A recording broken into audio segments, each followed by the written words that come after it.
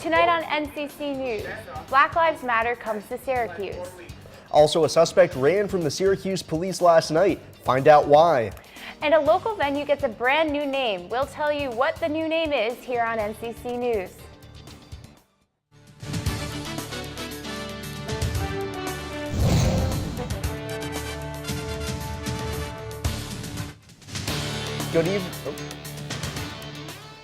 Good evening, I'm Sam Jelinek. And I'm Olivia Liskowitz. We have breaking news. Police confirmed reports of a possible active shooter at YouTube headquarters in San Bruno, California. Please check NCC News Online for updates on this developing story. Today, the Black Lives Matter group in Syracuse met to rally in front of City Hall. Reporter Jessica Torricelli is here in studio to give us details on what happened earlier today. Jess? That's right. About 50 people were at the rally today showing their support for Jabari Boykins. Rally organizers want to bring attention to what happened a year ago. 14-year-old special needs student Jabari Boykin was walking back into Nottingham High School after missing the bus home when Officer Valon Smith pushed him to the ground and at one point choked him on surveillance video, leaving Jabari with a broken elbow and split lip. This isn't the first time that Valon Smith has assaulted someone. He attacked a man when he noticed the man was filming a traffic stop back earlier in that year. Smith was charged with harassment, but members of Black Lives Matter group here in Syracuse hope that Smith will be held accountable for his actions. And Jabari's mother is now planning to take action against the city of Syracuse. Going forward, the protest organizer and graduate of Syracuse University, Hervé Como, says he hopes that the university students will start coming out to show their support to the community as well. Thank you, Jess. The New York State budget was passed this weekend, and the legislation on sexual harassment is the first of its kind. Reporter Rebecca Thornburg has a breakdown of the new policies. Rebecca? That's right, Sam. New York lawmakers raise eyebrows with their new sexual harassment policies.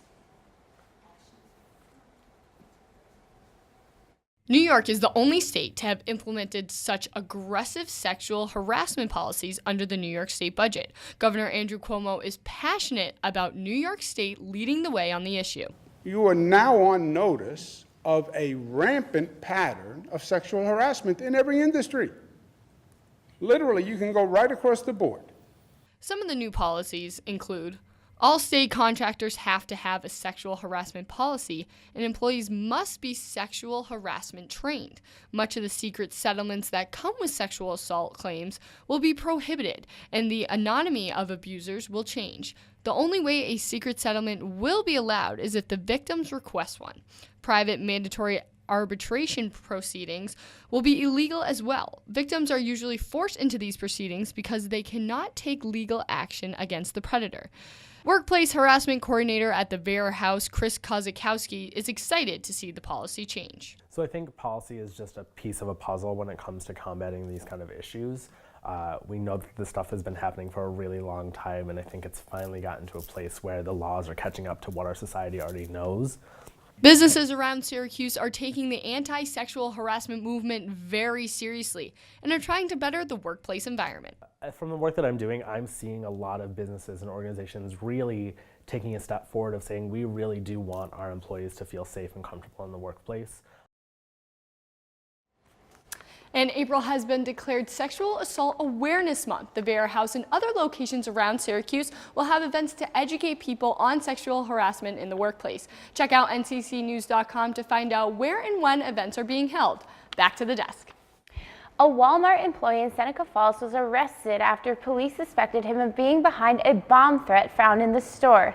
The Walmart was evacuated after a 911 call was made saying that a note found on the bathroom wall stated that a bomb was in the building. Around 2:30 yesterday afternoon, local police and fire departments arrived with a bomb-detecting canine to canvass the megastore.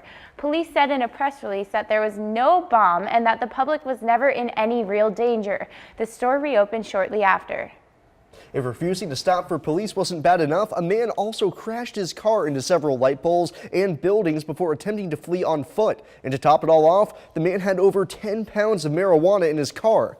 Brandon Cook was arrested Monday night after he refused to pull over for police on I-81 and then crashed into multiple light poles in a building on the 600 block of South Salina Street. After the crash, Cook tried to run but was caught by police who then uncovered the marijuana in his car. Cook is currently facing multiple traffic violations and a charge of first-degree criminal possession of marijuana.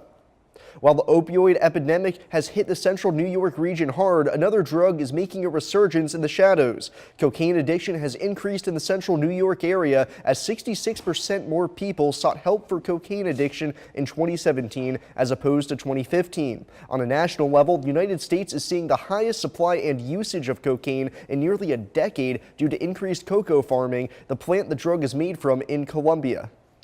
The Onondaga County Sheriff's Department is looking for a man allegedly involved in the armed robbery of a gas station clerk and a pizza delivery man.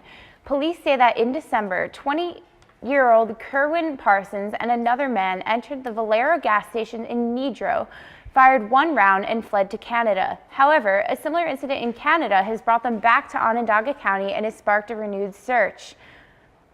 The search is on for a suspect who vandalized dozens of headstones at a cemetery in the Village of Mexico. Over the weekend, headstones were broken and covered in toilet paper. The cemetery is known for being filled with early settlers, Revolutionary War soldiers, and abolitionists who helped slaves remain in the North.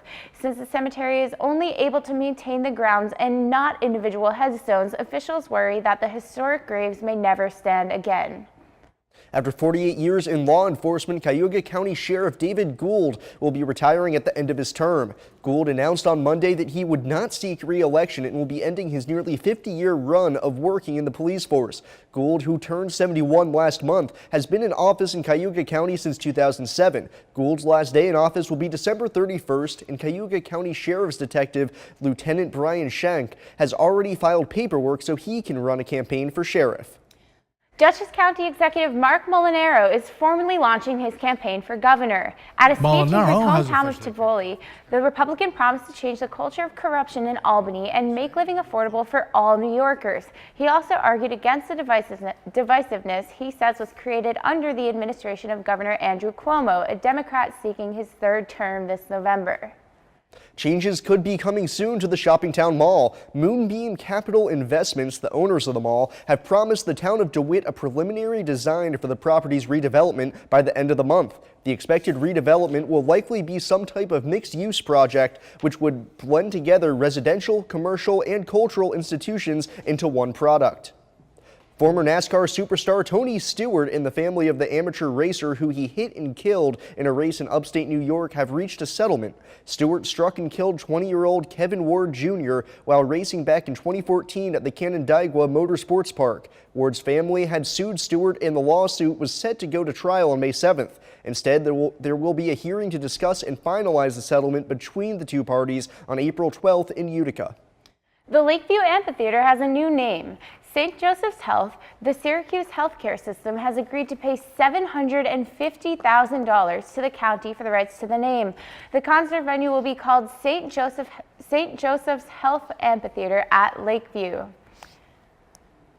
Coming up after the break, a child falls into the sewer in Los Angeles. Find out how he's doing now. And two planes collide in Indiana. You will see that story and more after the break.